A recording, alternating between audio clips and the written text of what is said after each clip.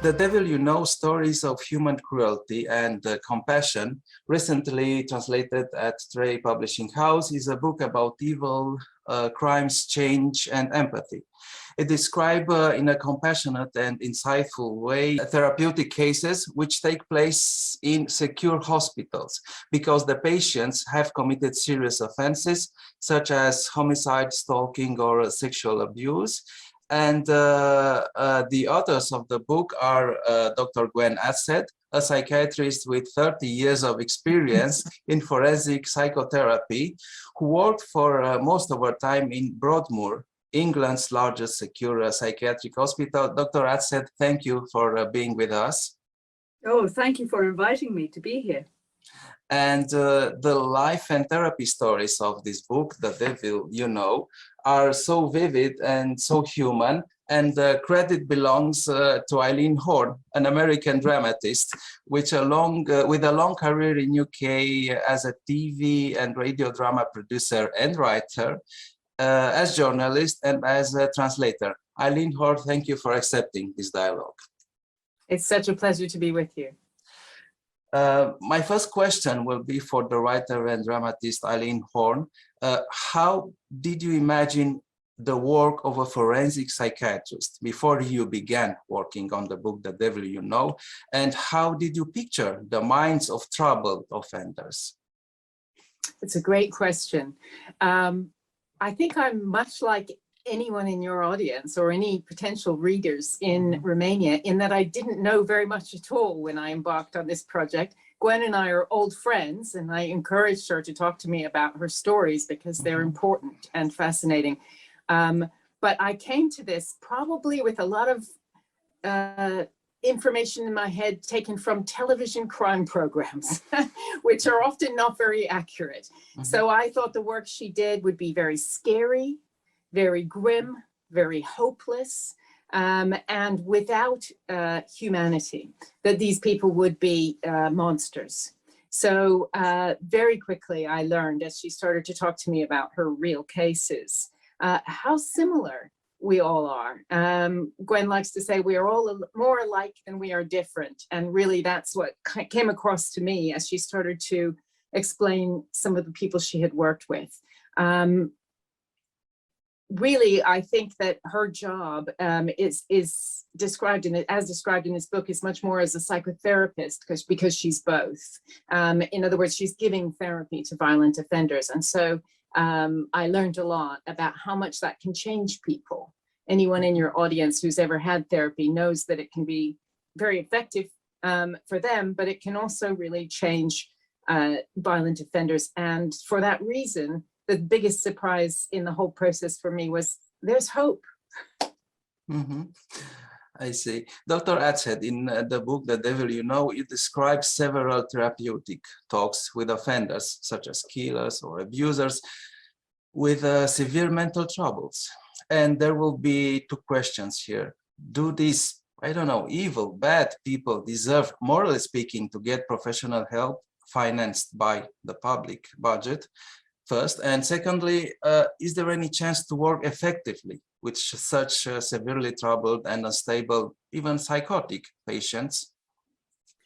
Well, they're both excellent questions. And if I start with the second one first, I think it's important for me to emphasize that most of my work, not all, but most of my work has been as a therapist with people who've committed serious acts of violence when they've been mentally unwell. So of course, we're talking about a minority of people who of all the people who suffer with mental illness. Only a tiny minority will ever be violent to anyone else. And in fact, they're more likely to pose a risk to themselves.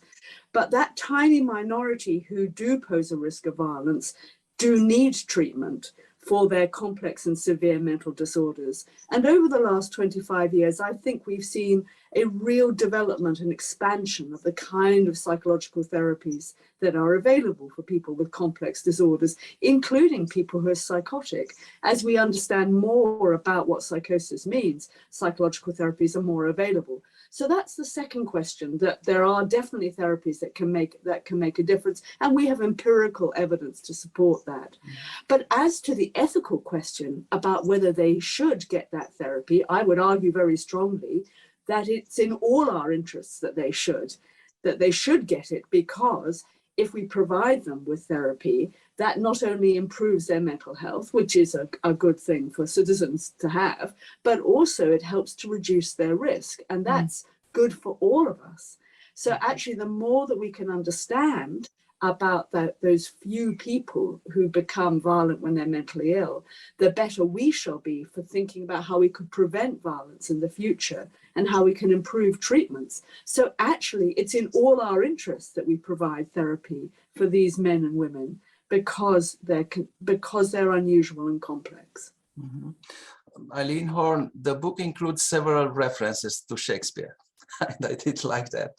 What similarities did you find between the characters in this book and those imagined by Shakespeare in his dramas? Could you give us some examples? Well, Gwen likes to call Shakespeare the first psychiatrist over 300 years before psychiatry was officially invented. He was already doing it. He had the most remarkable insights into the human condition, and I would say particularly into violence. I actually did English literature at university, and of course I've worked in the theatre and in drama my whole life. But all of the references to Shakespeare's characters are Gwen's, because she uses Shakespeare in her work all of the time, because he is so acute and understanding. I suppose for me, the best example I could give is probably Macbeth. The idea that sticks with me from all of her stories of her real patients, but also her references to Shakespeare, is this concept that shame leads to violence. I never forget that moment in Macbeth when he's saying, I think I'm not going to kill the king after all. He's been really good to me. And Lady Macbeth says, are you a man, or something, and tries to shame him into doing it.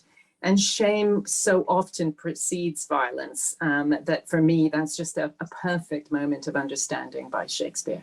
Mm-hmm.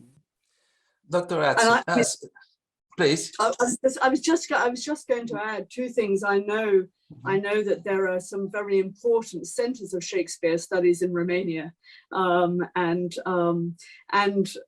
I think that we're all interested in Shakespeare because of these kind of psychological insights.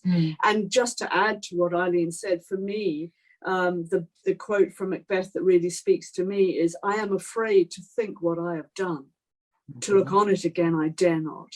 And that is really where we start in therapy. Often with offenders, often they are afraid to think about what they've done. And so a lot of the therapy is about helping them feel safe enough to actually man up and woman up to actually turn and look at what they've done and take responsibility for it. Indeed, you anticipated the following question about the purpose of the forensic psychotherapy that take place in such secure hospitals. What will be? Is it to make the offenders acknowledge, as you said, and become aware of their deeds? Will it be to teach them morality and self-control, or to help them understand what brought them to their crime? How do you work in such special, peculiar settings? Therapeutic settings. Yeah, well, I think there are a lot of resemblances between the work that we do in our secure hospital and other kinds of hospital that provide complex therapeutic interventions, surgical interventions, complex rehabilitative interventions for people with serious disorders. So in a way, we're much the same. We have a team of people who are highly skilled, highly trained, prepared to invest the time. But one of the first things we do is we do a kind of assessment of the risk factors, the kind of that go to make the violence happen. In the book, we talk about each act of violence being a bit like the result of a bicycle lock opening, and you have to have a number of risk factors in place before that lock opens and the violence explodes. There are several joining triggers, may I say? Yeah. So what the first thing we do is to do a really in-depth assessment to try and get a handle on those numbers. And we want the patient to understand those numbers too. So they're coming from the man or woman herself to understand. And then we want to try and help them understand how they came to let themselves do this. what it was that overcame all their inhibitions, all the resistance. I remember one man who said, I was deaf to my own restraints. And what makes a person deaf to their inner restraints? And so we talk with them about that, and that's often substance misuse, alcoholism, intoxication, and painful emotions like rage or shame or hatred.